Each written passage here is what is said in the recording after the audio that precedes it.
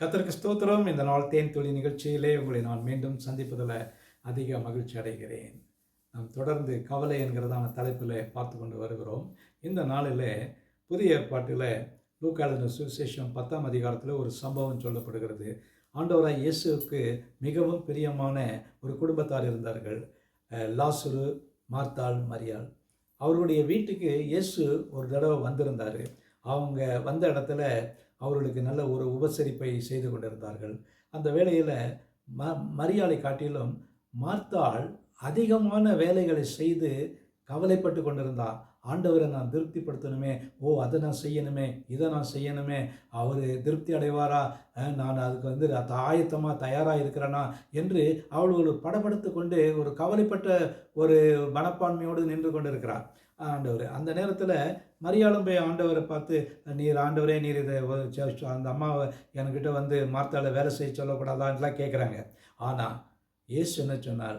மார்த்தாளே, நீ பல காரியங்களை குறித்து கவலைப்படுகிறாய். வசனத்தை நான் படிக்கிறேன். அவர் சொன்னதான காரியம் இயேசு அவளுக்கு பிரயோஜனமாக, மார்த்தாளே, மார்த்தாளே, நீ அநேக காரியங்களை குறித்து கவலைப்பட்டு கலங்குகிறாய். தேவையானது ஒன்றே. மரியாள் தன்னை விட்டு எடுபடாத நல்ல பங்கை தெரிந்து கொண்டாள். இதுதான் மிக முக்கியமான ஒரு காரியம். தேவையற்ற பல காரியங்களுக்கு நீ கவலைப்பட்டு கொண்டு நீ அப்படியாக உன்னுடைய மனதை அலற்றி கொண்டு இருக்கிறாய். ஆனால் அது மிக முக்கியமல்ல. நீ கவலைப்படக்கூடாது. கவலைப்படாமல் நீ கலங்காமல் நீ செய்ய வேண்டியது என்னவென்று சொன்னால், மரியாளை போல விடுபடாத பங்கு என்று சொன்னால், ஆண்டவராய் இயேசு கிறிஸ்துவுடைய பாதத்தில் இருந்து அவருடைய வார்த்தையை கேட்டு அவருக்கு ஒரு நல்ல பிரியமானவர்களாக நடக்க வேண்டும். அதுதான் மிக முக்கியமான ஒரு காரியம். அதை தான் இயேசு சொல்கிறார்.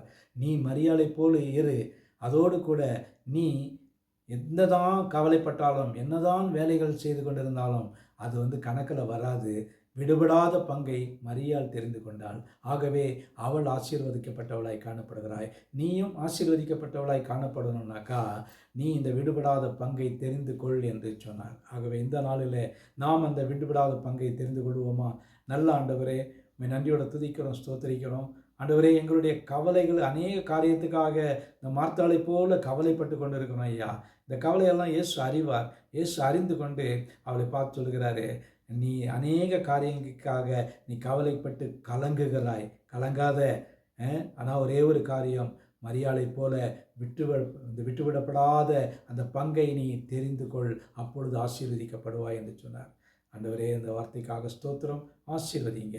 மீட்பர் இயேசுவின் நாமத்தில் ஜெபிக்கிறோம் நல்ல பிதாவே. ஆமேன், ஆமேன். கர்த்தர் உங்களை ஆசீர்வதிப்பாராக.